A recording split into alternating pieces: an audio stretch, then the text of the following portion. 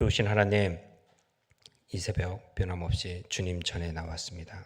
하나님, 우리가 드린 이 예배가 하나님을 기쁘시게 하는 예배가 될 수 있도록 허락하여 주시며, 우리의 모습이 마지막 때에 찾으시겠다는 그 예배자의 모습이 될 수 있도록 허락하여 주시옵소서. 예배의 회복을 통하여서 우리의 삶과 생활과 우리의 모든 것들이 회복되어지는 귀한 경험을 이 새벽에 할 수 있도록 역사하여 주시옵소서. 믿사오며 예수님 이름으로 기도드립니다. 아멘. 하나님 말씀 보겠습니다. 하나님 말씀은 신명기 31장입니다. 신명기 31장 9절부터 13절까지의 말씀을 보시겠습니다. 제가 가지고 있는 구약 성경 페이지 수로는 312페이지입니다. 페이지 수는 조금 다를 수 있습니다.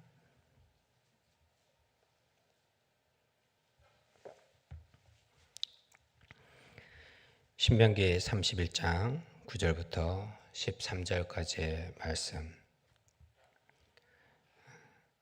읽으실 때 깨닫게 하는 성령의 지혜가 함께 하시기를 축복해 드립니다. 제가 먼저 봉독합니다. 9절입니다. 또 모세가 이 율법을 써서 여호와의 언약궤를 매는 레위 자손 제사장들과 이스라엘 모든 장로들에게 주고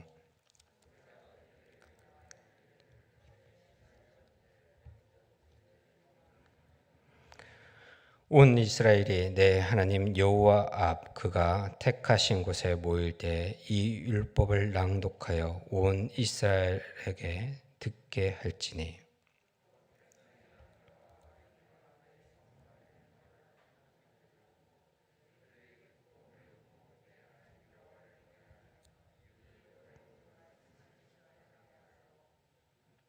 다 같이 봉독하시겠습니다.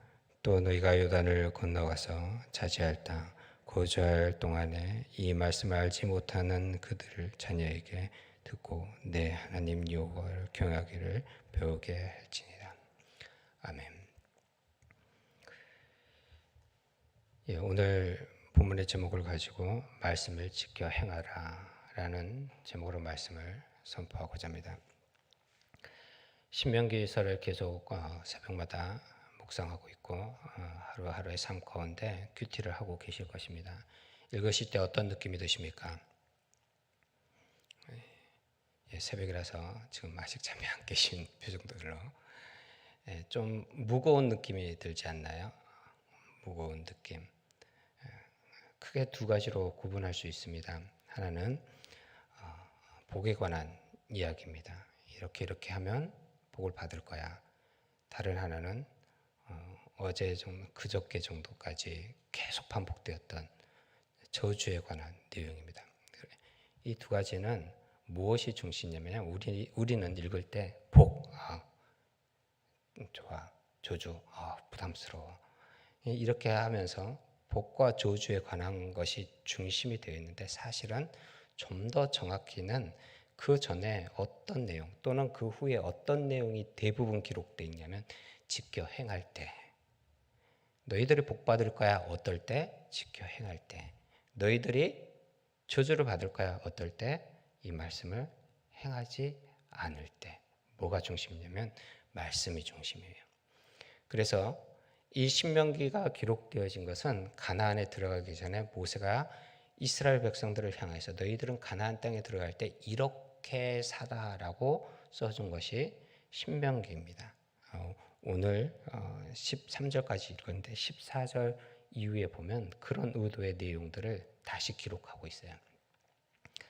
그런데 그 대상들 너희들은 이렇게 살아라고 한 그들이 광야에서 태어난 세대들입니다. 다시 말해서 출애굽의 경험이 없는 세대들이 있었고 또 하나 중요한 것은 그들은 시내산의 경험이 아닌 그 후에 사람들이라는 것입니다.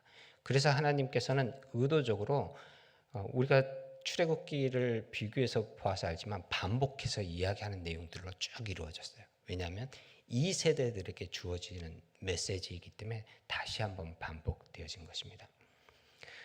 반복되어진 것 듣는 사람 입장에서는 뭐가 되죠? 부모님들 자녀들을 향해서 막 반복해서 이야기해요. 자녀들은 그걸 뭐로 생각하죠? 잔소리. 그래서 신명기의 닉네임이 하나님의 잔소리라는 별명이 있습니다. 근데 부모님이 왜 반복하죠? 중요하니까. 그만큼 신명기는 중요하고, 그래서 성경을 이렇게 해석할 때 신학자들 사이에서는 신명기적인 사관을 가지고 해석해야 된다라는 말이 있습니다. 그만큼 신명기는 중요합니다. 그 중요한 핵심 중에 다시 처음으로 돌아가면 중심에 뭐가 있냐면 말씀이 있습니다. 오늘 본문을 통해서 그 말씀이 우리에게 어떻게 우리가 받아들여야 되고 하는 그 과정들이 자세히 기록되어 있습니다. 한 절 한 절 보면서 오늘 그 말씀에 어떤 것인지를 한번 생각해 보겠습니다. 9절입니다. 또 모세가 이 율법을 써서 여호와의 언약궤를 메는 레위 자손 제사장들과 이스라엘 모든 장로들에게 주고라고 이야기하고 있습니다. 이전에 기록되던 거 신명기의 내용을 가지고 말하면 5장부터 26장까지의 내용을 기록하라는 이야기입니다. 그것을 기록해서 누구에게 주라고 이야기하고 있냐면 먼저는 제사장, 그리고 두 번째는 이스라엘 장로들.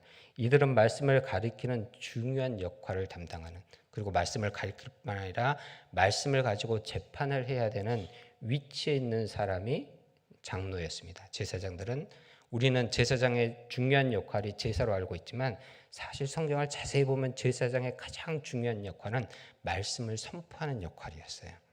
그런데 오늘 이 두 직분에 관해서 이야기하면서 사실은 쓰지 않아도 될 단어 하나를 성경 저자는 의도적으로 살짝 끼워 넣습니다. 그 단어 혹시 발견해 보셨습니까? 그 단어가 뭐냐면 9절 제가 다시 읽어드리겠습니다. 중반부터 여호와의 언약궤를 메는 레위 자손의 제사장들. 그냥 제사장들이라고 해도 압니다. 시내산 이후에 말씀을 선포하던 사람들이 누구였냐면 제사장들이었기 때문에 압니다. 그런데 굳이 그 앞에다가 언약궤를 메는 이라고 말을 합니다. 언약궤는 무엇을 상징하는 거죠? 장차 오실 예수님. 제가 여러 번 설명을 드렸기 때문에 설명을 드리지 않겠습니다. 언약궤가 왜 예수님을 상징하는지 잘 아실 것입니다. 그 예수님을 상징하는 그 언약궤를 메는 제사장들, 왜 그랬을까요? 왜 굳이 언약궤라는 단어를 썼을까요? 지금은 말씀의 홍수 시대라고 말을 합니다. 인정하십니까? 유튜브를 봐도 TV를 봐도 쉽게 말씀을 찾을 수 있습니다. 그런데 그 많은 설교들 가운데 예수님 빠진 설교들을 가끔 우리는 발견할 수 있어요. 말씀이 선포되어진 것 중요합니다. 그런데 그 말씀이 어떤 윤리적이나 도덕적인 것이라고 한다면 그는 이미 예수 그리스도를 선포하는 것이 아니에요. 그건 사회에서도 하는 것입니다. 행복한 줄 아십시오. 담임 목사님의 말씀 중심으로만 설교하는 것, 이 마지막 시대에 정말 복받은 성도들입니다. 제가 부교육자서 아부하기 위해서 그런 거 하는 말 아닙니다. 저 그런 거 잘 못해요. 정말 말씀 중심으로 말씀을 가까이 하는 목회자를 만나는 것이 마지막 때의 큰 복이에요. 그래서 이 신명기 저자 모세는 의도적으로 그렇게 함으로써 앞으로 지금 기록될 당시는 아니지만 미래를 이미 바라보면서 말씀이 예수 그리스도의 중심이 되어야 된다는 것을 이야기하고 있습니다. 계속해서 모세가 10절입니다. 모세가 그들에게 명령하여 이르기를 매 7년 끝에 곧 면제년의 초막절에라고 이야기하고 있습니다. 자, 이 말씀에 대해서 이야기하면서 이 명령에 관한 것을 언제로 이야기하고 있냐면 면제년, 좀 생소하죠. 면제년, 초막절. 초막절은 잘 우리가 익숙하게 들었던 절기죠. 이스라엘의 중요한 절기 중에 축제 절기 중에 하나입니다.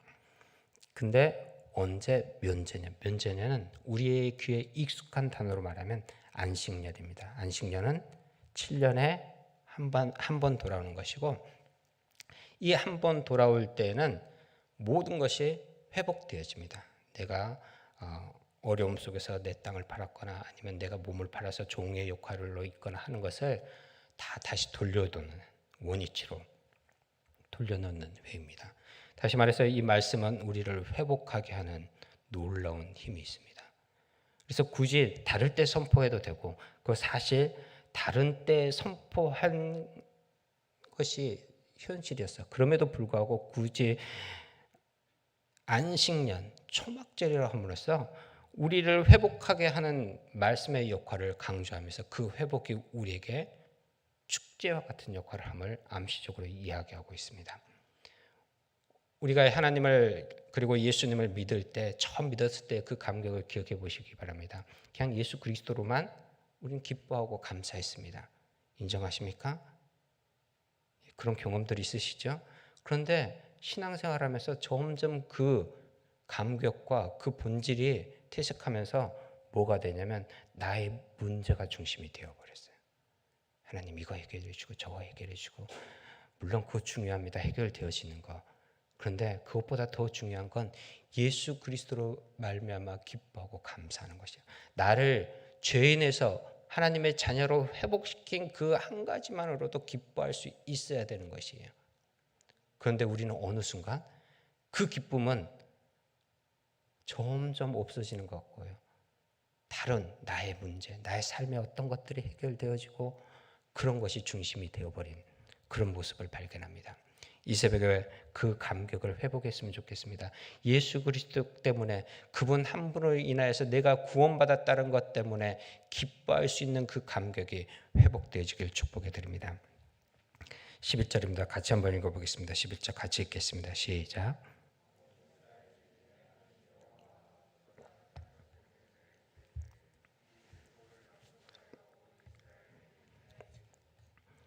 아멘. 어디서 낭독하라고 하였습니까?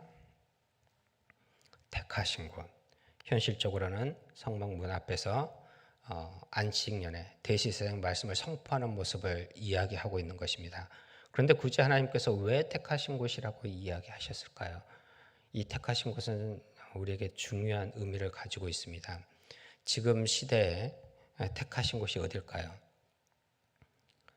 지금 시대에 택하신 곳은 이 형태가 있는 교회입니다. 영적으로는 성령이 거하는 우리 자신 한 사람 한 사람이지만 외형적으로는 이 건물입니다. 하나님께서는 택하신 것을 구별할 것을 성경 곳곳에 아주 많이 흔할 정도로 이야기하고 있습니다. 장소를 택하셨고요, 의복을 택하셨고요, 그리고 사람을 구별하여 택했습니다. 이 모든 것들은 하나님이 구별하여 택하신 것이고, 그 구별하여 택하신 것을 왜 그렇게 굳이 강조를 했느냐? 눈에 보이는 이렇게 시간을 정해놓고 순서를 정해놓고 하는 예배의 훈련을 받지 못하잖아요. 그럼 삶 속에서 예배가 안 돼요. 이 틀 안에서 예배를 제대로 드리지 못하면서 내가 집에서, 직장에서 아니면 어디에서 자유롭게 예배를 드리겠다. 물론 좋은 마음입니다. 그런데 거의 불가능합니다. 하나님은 철저하게 이 안에서 훈련되어지기를 원하셔요. 그래서 교회 와서 예배드리고 교회 와서 기도하고 교회 와서 찬양하는 게, 그리고 이렇게 정해놓은 시간에 모여서 예배드리는 게 중요합니다.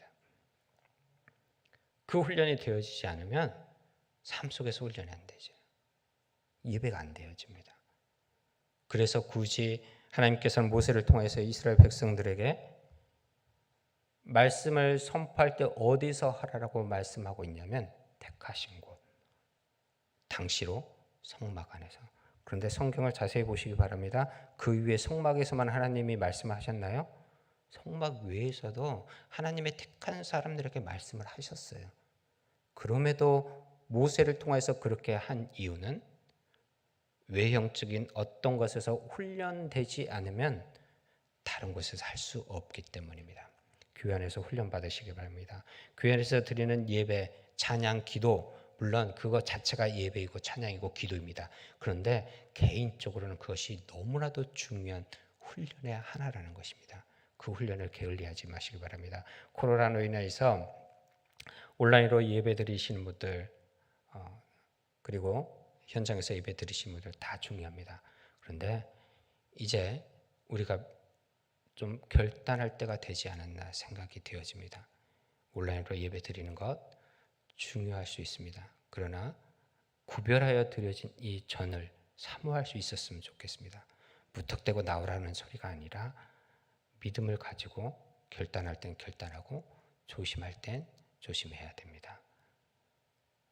안전거리 유지할 건 다 유지해야 되고요. 소독할 건 다 하셔야 되고.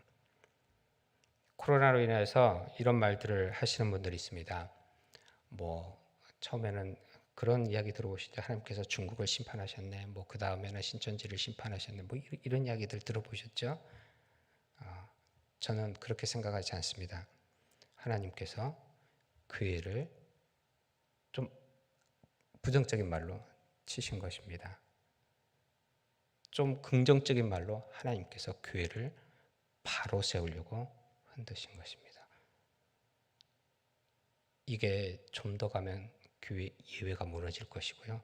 지금 이 상황에서 코로나가 완전히 없어졌다고 가정했을 때 예배를 다시 시작하면 어느 부서가 가장 힘들 것 같습니까? 제가 바라고 보기에는 교육부입니다. 우리의 미래인 교육부의 예배가 거의 무너져가고 있습니다. 기도해야 됩니다. 정말 목숨 걸고 기도해야 됩니다. 그것이 회복되어질 수 있도록.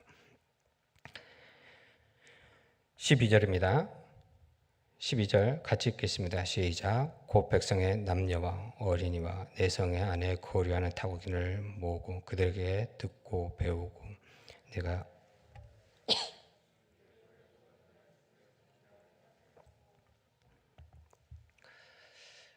이 성경에 쓰일 때는 고대에 쓰였습니다. 고대 근동 지역에서는 종교 생활을 하는 사람은 남자, 그것도 성인만이었습니다. 그런데 하나님의 명령은 계속적으로 반복되어지는 것이 있는데 자녀들에게 종교 생활의 대상자가 아닌 자녀들에게 가르칠 것을 명령하고 있고 오늘 본문에는 남자와 여자라고 이야기하고 있습니다. 다시 말해서 하나님의 말씀은 어떤 특정인에게만 주어지는 것이 아니라 모든 사람들에게 다 주어지는 것을 이야기하고 있어요. 자녀들에게 말씀을 가르치십니까? 공부하라는 말 자주 하시죠. 이제 벌써 그 시대가 지나가신 분들도 좀 계시지만 공부해 하시죠.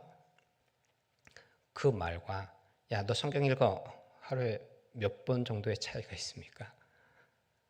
야, 너 기도해. 너 찬양해. 아마 거의 하지 않을 것 같아요.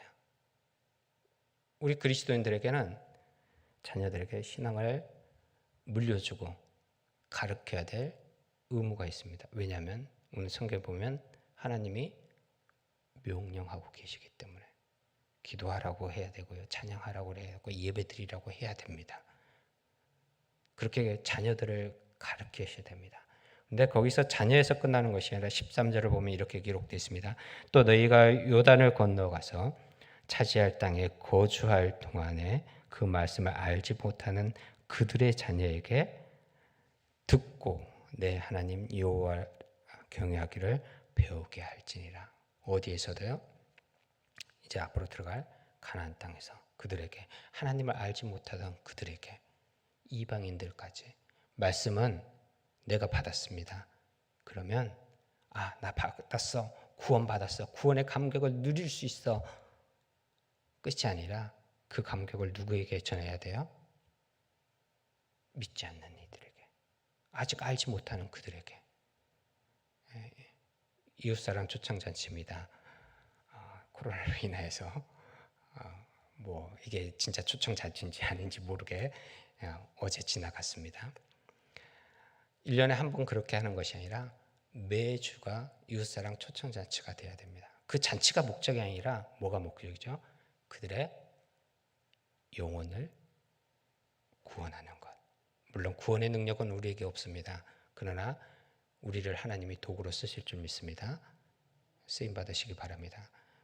그 도구로 쓰임 받는 것, 예수 그리스도를 전파하는 것이고, 그것이 곧 말씀을 믿지 않는 들에게 선포하는 것입니다. 말씀은 이러한 역할이 있습니다. 예수 그리스도 중심이 되어야 되는 참된 말씀 안에 거하시기 바랍니다. 그리고 그것이 우리를 회복하게 하고, 그것이 우리에게 축제일과 같은 정말 즐거운 것입니다. 때로는 무거운 말씀이 있을 것입니다. 신명기 계속 보아서 알겠지만 저주처럼 무겁게 느껴지는 것이지만, 그것마저도 우리에게 기쁨과 축제로 다가올 수 있는 것이 말씀입니다. 그리고 이 말씀을 중심으로 택하신 곳, 교회 안에서 신앙생활을 훈련받고 연단받으시길 바랍니다. 그래서 그렇게 훈련받는 우리들이 이제 저 믿지 않는 죽어가는 영혼들을 향해서 가지고 나아가서 선포해야 되는 것이 바로 말씀이라는 것입니다. 그리고 이것을 성경은 뭐라고 계속해서 반복해서 이야기하냐면, 이 모든 것을 함축해서 말하는 한 문장이 말씀을 지켜 행하라입니다. 말씀을 지켜 행할 수 있는 저와 여러분이 되시길 축복해 드립니다. 찬양 드리겠습니다. 찬송가 200장 찬양 드리겠습니다. 들으신 후에 오늘 본문의 말씀을 생각하면서 우리 기도하는 시간을 가졌으면 좋겠습니다. 찬송가 200장입니다.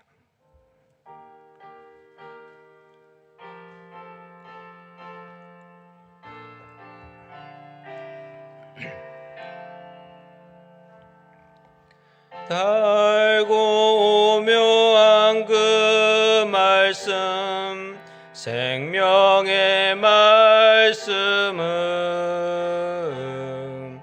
귀한 그 말씀 진실로 생명의 말씀이 나의 길과 믿음 밝히 보여주님, 아름답고 귀한 말씀 생명샘이로다.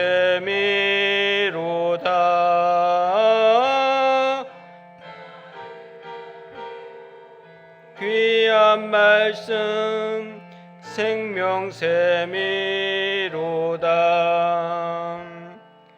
귀한 주님의 말씀은 내 노래 되도다. 모든 사람을 살리는 생명의 말씀은 값도 없이 받아 생명길을 가니, 아름답고 귀한 말씀 생명샘이로다. 아름답고 귀한 말씀 생명샘이로다. 널리 울리어 퍼지는 생명의 말씀은 마음의 용서와 평안을 골고루 주나님. 다만 예수 말씀 듣고 복을 받네. 아름답고 귀한 말씀 생명샘이로다. 아름답고 귀한 말씀 생명샘이로다.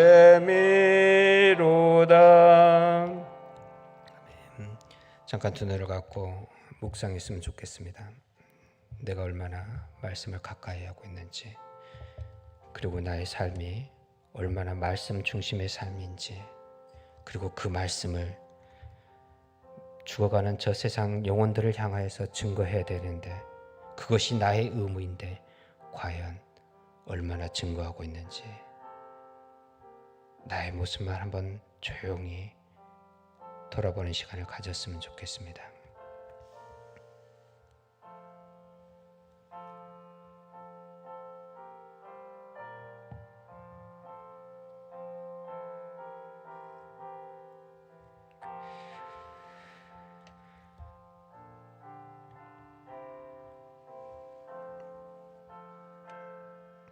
아마 긴 시간이 아니어도 나 자신의 부족함을 아직 한참 멀었음을 발견하였을 것입니다. 이 시간 한 목소리로 소리내어 기도할 때 그 나의 모습을 내려놓고 하나님, 내가 말씀 중심으로 살아가게 하여 주시옵소서.